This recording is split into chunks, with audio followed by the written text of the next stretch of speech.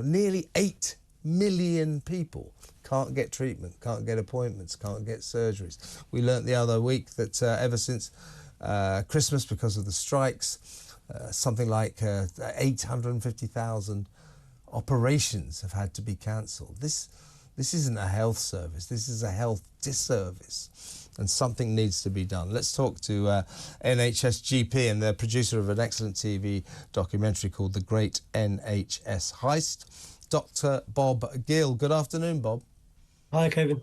I mean, what is your take on these strikes? I mean, obviously they're not the only reason that this horrendous waiting list gets longer and longer and longer, but they are certainly adding to the problem. I think recent strikes have resulted in the cancellation of 30,000 cancer appointments and surgeries.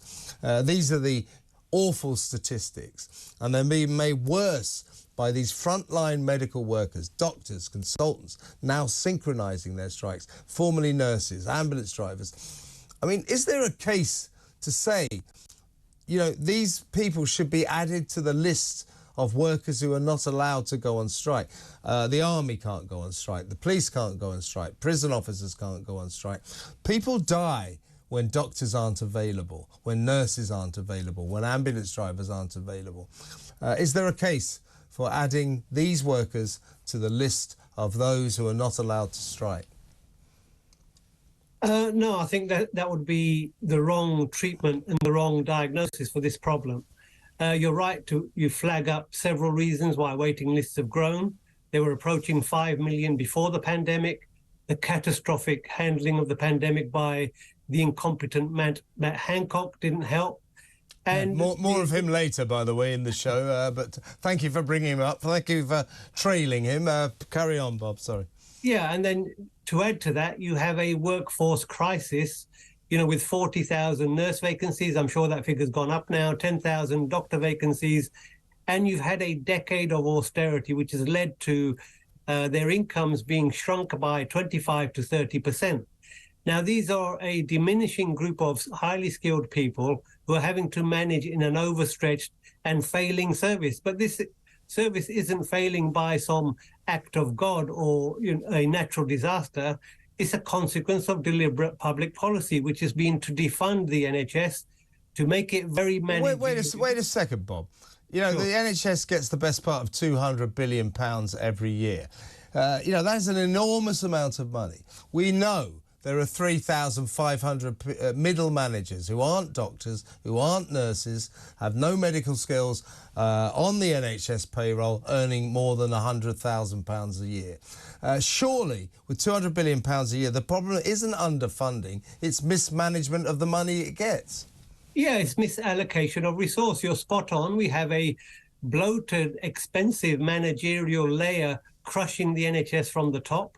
You have the servicing of private finance initiative debt, sucking money out, and you have money being siphoned away by outsourcing to private companies. So this is all leeching off the state, leeching off the taxpayer, and the people you need to provide a health service, the clinical staff, the nursing staff, the doctors, and hospital beds, those have all been shrunk. So now it's turned into a bit of a corporate cash cow for people leeching money out of provision of service. My amateurish, not solution, but idea would be to drastically reduce all of these middle managers earning fortunes, doing jobs that are hard to even work out what they are, to drastically reduce them. Take that money, give it to the doctors, give it to the consultants, give it to the nurses and the ambulance drivers, so that they're getting a good deal, and that other people will be enticed into the industry, if you see what I mean. Does that make sense to you? Absolutely it does, and that was how the NHS started off, with a very small management bureaucracy, up to 4 or 5% originally, that's what it was. Now this has grown to close to 20% of the budget is spent in administration, management, and operating a market. So I entirely agree that there is a misallocation of resource which has gone into the marketisation of the healthcare, and government has set the NHS up to fail because ultimately they want us to be forced into the private sector and accept the NHS as a skid row service. Yeah. Now, last question, Bob. We've got these strikes coming up next week.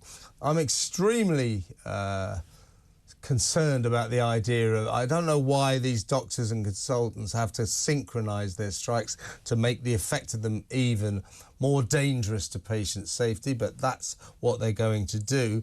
But what I'm more concerned about is the kind of intransigence on both sides of this argument.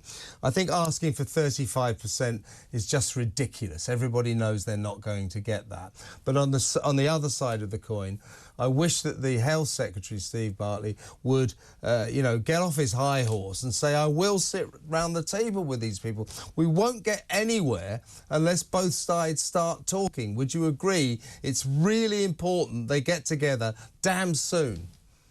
Absolutely. And I think that the reason for synchronization isn't to cause maximum patient disruption, is to pile on the political pressure. And well, yeah, by causing maximum patient disruption. I mean, I take that point. You don't go on strike to make things easy. You make things difficult for the people who run the business. That's why they're doing it. But, without getting into the morality of all of that, I just think both sides, get round the table now. Right now,